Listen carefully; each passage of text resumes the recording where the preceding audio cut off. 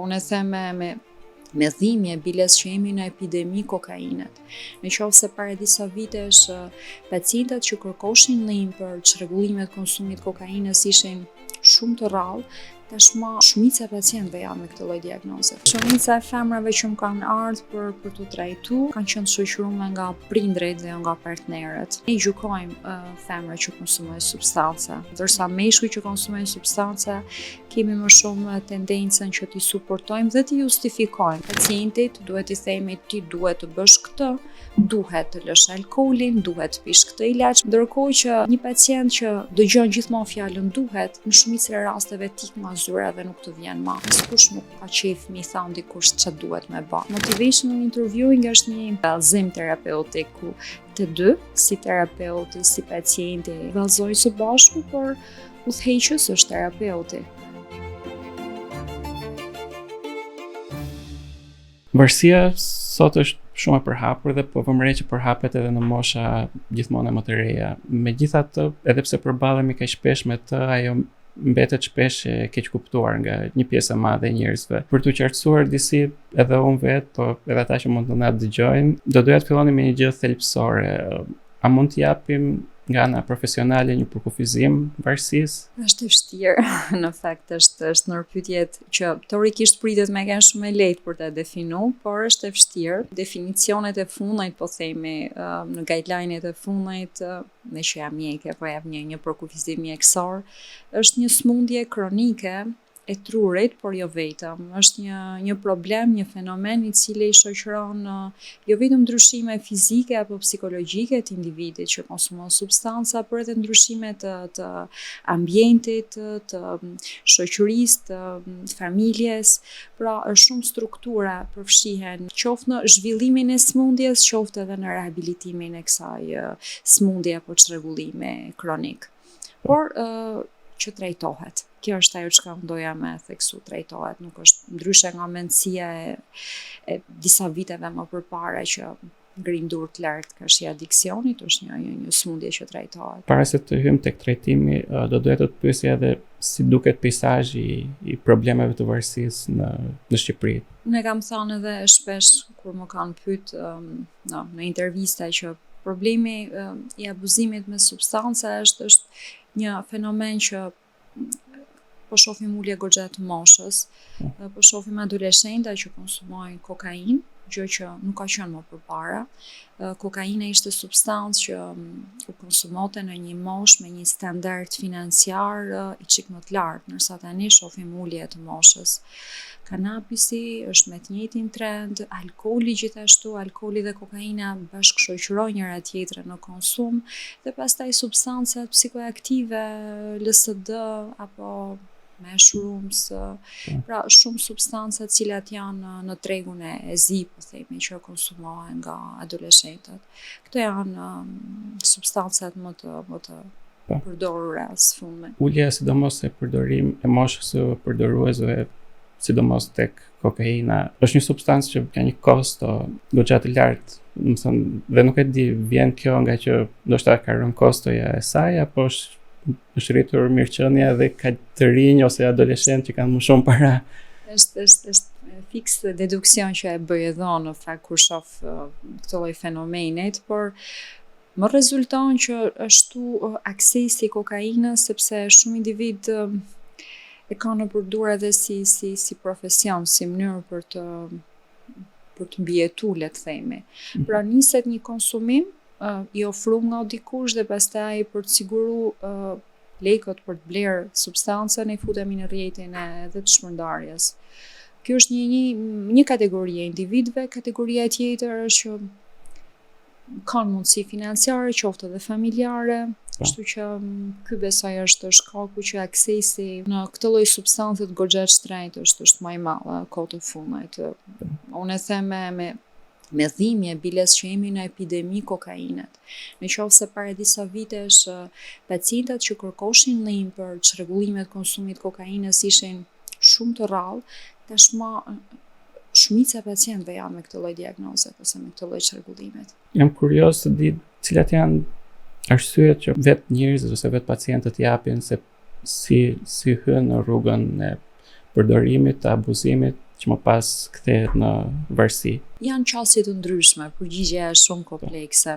Një pjesë, një kategori është eksperimentim, i cili rezultant bëhet shpesh e më shpesh çdo ditë dhe pa dashje e gjen veten në varësi. Një kategori e individëve. Një pjesë tjetër është unë pëlqen me e quajt trauma related, pra e lidhur me traumën. Shpeshherë kokainën, por edhe substancat e tjera, alkoolin, ne e shohim edhe si zgjidhje të disa problemeve emocionale, psikologjike që individët kanë nga brëma te jashtë. Është një ndër po themi terapeutët që unë e ndjeki dhe e thotë e shpjegon shumë mirë lidhjen e abuzimit me substanca me traumën. Ne si mjek shpeshherë pyesim çfarë ke pi? Pse ke pi? Ndërkohë që nuk pyesim si ndihesh, çfarë shqetësimit ke, si je emocionalisht.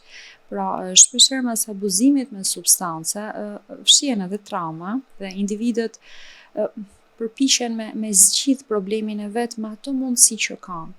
Dhe alkooli për shembull është substancë shumë kollaj e gjendshme, me një efekt anksiolitik, pra qetësues të ankthit, të stresit të shpejtë dhe i lejushëm, pa shumë stigëm, ndryshe nga substancat e tjera, kështu që individi e gjen si mënyrë shpëtimi, çrrimit. Kështu që pyetja që duhet i bëjmë pacientit kur na vjen nuk është pse ke pi, por si je e parë. Janë të gjithë, domethënë çdo kategori njerëzish të predispozuar që të krijojnë varësi, se për shembull, po marrim alkoolin me që ka edhe më pak stigëm, është diçka që ndonjëherë të lejon ta shijosh një fest pak më mirë, ti je pak më i çliruar, po është çdo kush i predispozuar që këtë pjesën që të mundson të kënaqesh pak më shumë, pastaj të kthehet në varësi, apo janë njerëz specifik që mund të bëhen të varur? Nër faktorët që ndikojnë janë kompleks, por patjetër ka dhe një predispozit personale, individuale, genetike që e lidh zhvillimin e varësisë. Pra jo të gjithë individët kanë të njëjtën probabilitet për të bërë të varur karshi substancave, kështu që gjenetika ndikon. Është e rëndësishme që individi me kuptu, sepse kuptohet kur po fillon bëhet addicted, në momentin që e shikon, po marrim alkoolin me që është substancë që nuk jam kundra, kur më pyesin pacientët i doktoresha pin, një gotë ven është okay, por në momentin që kjo gota e venës apo bira apo pjetë e tjera fillojnë na kushtëzojnë jetën tonë, pra komandojnë ato dëshirat tona dhe jo ne konsumimin e alkoolit, aty po fillon e bëhet problem dhe duhet me kërku ndihmë. Domethënë ky është momenti kur mund të kuptosh që ai switch ose Chelsea ndryshon. Këtu duhet ndërhy. Sepse është akoma momenti kur ne mund ta zgjidhim këtë problem me shumë pak përpjekje, ndoshta edhe pa ilaçe, por me një psikoterapi apo me një ndryshim të stilit jetesës, sepse jo çdo smundje ose jo çdo shtrëngullim në adiksion trajtohet vetëm me ilaçe, trajtohet edhe me ndryshim të stilit jetesës. Ju përmendët pak më parë që pyetja e parë që duhet bërë një pacienti i cili përballet me varësinë është si je dhe si ndihesh. Dhe duhet ju pyes pak për përdorimin e empatisë si mjet terapeutik. Si funksionon në trajtimin e varësisë pak më konkretisht? Spari empatia është një pjesë e karakterit që mendoj që dikush bekohet, dikush nuk bekohet me të. Mendoj që jam e bekume me këtë tipar të karakterit, por që edhe zhvillohet gjatë jetës. Unë ja them edhe studentave të mi që në Universitetin e Mjekësisë që pacienti nuk është diagnozë. Jemi mësuar se vim nga një model shkollimi që ta shohim pacientin si një smundje. Okej, ky pacient ka çrregullime të konsumit të kokainës dhe çfarë ilaçe do përdorim. Hapi i parë që individi të përfshihet në trajtim është të konsiderohet si njeri. Dhe empatia është një mjet ose një mënyrë të kanonit të individit, të mjekut në këtë rast, që e ndihmon pacientin të jetë vetvetja. Nëse gjen pacienti një mjek i cili i pyet sparit si je, a ke ndonjë shqetësim, si mund të ndihmoj, si është jeta jote, pra fillon me një bisedë e krejt të thjeshtë, e cila është në fakt shumë terapeutike, përpiqet me e vu veten në pozitën e individit, me e kuptu. Pacienti e kupton kur mjeku është empatik, edhe pacienti me nivelin më të ulët të informacionit, po themi, e kupton kur mjeku është aty me të. Nena mjek që kena shumë punë edhe shpeshherë telefonat, ngarkesat dhe nuk i kushtojnë pacientit atë vëmendjen e nevojshme. Unë mendoj që pacienti don vëmendje dhe don me kenë mjeku aty 100% për aq kohë sa zgjat një konsult. Dhe empatia është shumë e rëndësishme. Është kjo e njëjta gjë me motivational interviewing apo ka ndallime, sepse unë jam jashtë dhe ndonjëherë nuk e kuptoj. Motivational interviewing është një teknikë në fakt, unë kam punu fort në këtë lloj teknike, e kam zbulu, sepse kisha pikpyetjet e mia gjatë rrugtimit, u bën vite në këtë fushë dhe kërkoja me kuptu si mundem unë me ndihmu pacientin më shumë se kaq sa po bëj. Shkolla jon, e thash edhe më përpara, vjen me ato përkufizimet e veta terapeutike. Pacientit duhet i themi ti duhet të bësh këtë, duhet të lësh alkoolin, duhet të pish këtë ilaç, pra vim me duhet. Ndërkohë që një pacient që dëgjon gjithmonë fjalën duhet, në shumicën e rasteve tik nga zyra dhe nuk të vjen më. Askush nuk ka qejf mi thon dikush ç'a duhet me bë, aso nuk do të pëlqejte. Mirëpo në momentin që pacientin e pyet si mendon që mund ta trajtosh alkoolin, ç'a mendon që mund të bësh për me ndihmu largimin nga kjo problem, nga kjo situatë në të cilën je. Pra kur pacientin e konsideron të barabartë me veten në procesin e shërimit, rehabilitimit, ka më shumë shanse që pacienti të rehabilitohet. Dhe motivational interviewing është një vallëzim terapeutik ku të dy, si terapeuti, si pacienti, individi që konsumon substanca, vallëzojnë së bashku, por udhëheqës është terapeuti. Në momentin që individi konsiderohet si individ me mendjen e vet, me zgjedhjet e veta, ka më shumë shanse që të ndryshojnë sjellje. A has në pengesa në aplikimin e kësaj teknike në Shqipëri, sepse domethënë ndoshta jo çdo person vjen nga një background ekonomik dhe social për të qenë aq i hapur në bisedë dhe për të folur aq lirshëm gjatë një seance terapie. Ka probleme, patjetër, por ka dhe vështirësi. Unë më shumë e shoh vështirësinë tek aplikimi. Pak terapeut në dijenin time në Shqipëri e aplikojnë motivational interviewing, sepse është një teknikë e cila duhet mësohet. Nuk patjetër ka ca skille natyrale që duhet i ketë terapeuti që të përfshihet në motivational interviewing, por duhet mësohet. Pra kjo është e para. E dyta është koha. Ne vrapojmë si mjek dhe motivational interviewing kërkon një kohë të caktuar për t'u apliku. Këto janë problemet, po themi, nga ana e terapeutit.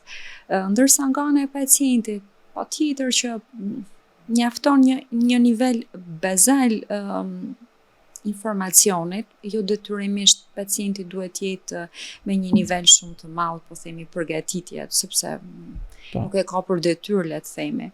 Por ca skille minimale, si dëshira për të ndëgjuar dhe dëshira për të vazhduar bisedën, mjafton për të aplikuar motivational interviewing ose intervistimi motivues. Në kontekstin shqiptar, familja luan një rol shumë të rëndësishëm dhe ne po flisnim pak edhe para se të fillonim regjistrimin për dallimet midis Shqipërisë dhe vendeve të tjera perëndimore, ku duket sikur strukturat familjare, domethënë janë një lloj trysnie, duket sikur po shpërbohen. Dhe dua t'ju pyes çfarë roli mund të luajë familja për të ndihmuar në trajtimin e personave që përballen me varësinë. Unë e them shpesh që përveç shumë vështirësive që kemi në Shqipëri, kemi të mirën e vetme që kemi familje suportuese, edhe pse familjet kanë filluar mu lodh nga pacient, nga familjarë që konsumojnë substanca, por akoma i kemi suportive. Kjo është një anë e medaljes. Ana tjetër është stigma dhe gjykimi për fat keq vazhdon e ekziston. Dhe shpeshherë më vijnë familjar, prindër të pacientëve konsumues substancave që janë të lodhur, të mërzitur, gjykues, në turp, Po. Sepse më vjen zor që djali em konsumon kokainë, merr vesh gjithë lagja etj. Pra këto janë fjalë që unë dëgjoj. Dhe ajo çka unë i sugjeroj është që së pari duhet ta pranosh dhe ti themi djalit në këtë rast që unë jam këtu me ty. Më shfrytëzo që unë të ndihmoj në këtë proces rehabilitimit. Pra, menjanimi i gjykimit është gjëja e parë që unë i sugjeroj familjarëve. Dhe në momentin që është kjo, dashuria ekziston, suporti ekziston, pra ne kemi familje suportuese dhe për mua është shumë e rëndësishme si mjeke që t'i përfshi në procesin e rehabilitimit. I them pacientit është një rreth ku pacienti është në mes dhe është mjeku, është psikologu, është familjari, pika kyçe në procesin e rehabilitimit. Po marrëdhëniet në çift, sepse kam përshtypjen që varësia ndikon në mënyrë thelbësore dhe nëse familja dhe prindrit dhe të afërmit e ngushtë mund të jenë më të prirur të qëndrojnë afër me gjithë gjykimin që mund paragjykimin që mund të kenë, gjykimet janë të prirur të ndihmojnë, një bashkëshort ose një bashkëshorte mund të ketë tendencën që në një farë kohë humbet durimin dhe vendos të largohet. Kur e humbin durimin, po themi prindrit, apo edhe fëmijët, sepse më vinë edhe mosha të mëdha me çrregullimet konsumimit bashkëshortet janë realisht shpeshherë të lodhuna, sepse është personi i parë që merr vesh për abuzimin substanciar. Shpeshherë maskohet konsumimi i substancave në atë familjen e vogël, pra tek partnerja, bashkëshortja dhe pastaj kalon tek prindrit. Vinë çifte të cilët janë në prag të ndarjes dhe rehabilitimi është shansi i fundit që partnerët japin bashkëshorteve. E them këtë se shumica e pacientëve janë meshkuj. Në Shqipëri akoma dominon seksi mashkull. Kështu që janë të lodhura, por shpeshherë në shumicën e rasteve janë pjesë e procesit të rehabilitimit. Pra, përtej lodhjes, përtej stresit, përtej stigmës, në shumicën e rasteve janë aty. Edhe pse mund të jenë në proces ndarje, përsëri janë pjesë e procesit të rehabilitimit. Dhe përsëri ky është një luks që e kemi në Shqipëri. Ka dallim në lidhje me partnerët meshkuj, janë më të prirur të shkëputen nëse partneri e tyre ka probleme me varësinë, apo janë femrat që ndoshta kanë tendencë të shkëputen më shumë. Shumica e femrave që më kanë ardhur për tu trajtuar kanë qenë të shoqëruar nga prindrit dhe nga partnerët, për fat keq. Pra, ne gjykojmë femrat që konsumojnë substanca, ndërsa meshkujt që konsumojnë substanca kemi më shumë tendencën që t'i suportojmë dhe t'i justifikojmë si shoqëri. Është shoqëria, më thojnë shpeshherë bashkëshorte që e ka çu bashkëshortin tim në këtë rrugë. Pra, përpiqena me justifikuar edhe nga mendësia, edhe nga mentaliteti, edhe nga pafuqia. Shpeshherë janë gra të varura edhe financiarisht nga bashkëshortet e tyre. Pra janë në një ngërç, në një gap që kanë vështirë për me dalë. Ju përmendët që mosha e personave që përballen me varësinë ka ardhur duke ulur dhe jam kurioz cila është mosha më e re që ju është dashur të trajtoni ose mosha më e vogël? Edhe 15 vjeç ka qenë mosha më e vogël, edhe pse ne si mjek trajtojmë 16 apo 18 e sipër, por po themi më ka ardhur për t'u konsultuar dhe pastaj unë e kam referuar edhe tek kolegë të mi që janë më psikiatër infantil që merren më shumë me këtë grup mosh, apo më kanë ardhur persona që të moshës 17-18 vjeç që referojnë që konsumimi ka nisur që në moshën 13 vjeç i kanabisit fillimisht. Kështu që prandaj them me dhimbje që mosha e konsumimit është ul goxha. A është vërtet kjo që kanabisi ose substanca të tjera që mund të jenë më të lehta shërbejnë si gateway ose si kalim? Kanabisi është më i gjendshëm. Unë do e nisha bile tani tek cigaria elektronike, vape, është bë trend në për shkolla, edhe në 9 vjeçare shoh të rinj, të fëmijë po themi që konsumojnë vape. Dhe nga këtu ka filluar me nis kalimi në kanabis, dhe kanabis është një substancë e cila për fat keq më rezulton që nuk konsiderohet substancë psikoaktive, nëse kanabis nuk pi droga apo pi bar, Pra, edhe termi që përdorin pacientët përpiqet me zhvesh nga problematika. Është natyrale sepse është natyrale se është barë dhe është pa që nga shumë studime që dëmtimet që shkakton në tru, sidomos në këtë grup moshe, pjekuria akoma nuk është arrit e trurit dhe dëmtimet nxisin shërbejnë si trampolin për të kaluar në substanca më të forta nga ana psikoaktive si kokaina, sepse truri është akoma under construction, i them. Për ata që mund të jenë duke na dëgjuar dhe duke pyetur veten si mund të ndihmojnë të afërmit e tyre, do doja t'ju bëja një pyetje praktike. A ka mënyra të thjeshta përmes të cilave dikush mund të ekzaminojë marrëdhënien e tij ose të saj me alkoolin dhe substancat të tjera për ta ndaluar veten për të mos shkuar deri tek varësia? Normat marr alkoolin, me që alkooli është më i përdorshëm kudo. Normat deri përpara disa muajve në fakt kanë qenë 1 unitej në ditë, pra 1 gotë ven po marrim në ditë.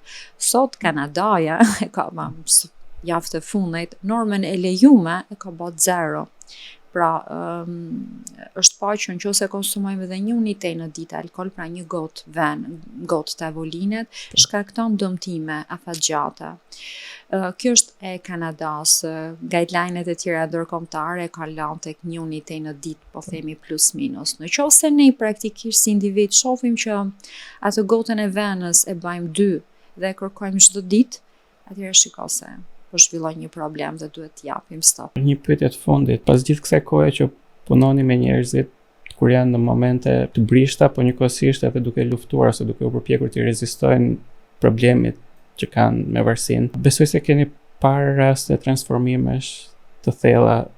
Jam kurioz të di çfarë ju ka mësuar në lidhje me forcën njerëzore dhe aftësinë për të ringritur dhe për të rimarrë në kontroll jetën sërish. Adiksioni është një sfidë shumë e madhe njerëzore dhe ka ndryshu pacientët, edhe procesi i shërimit më ka ndryshu dhe mua.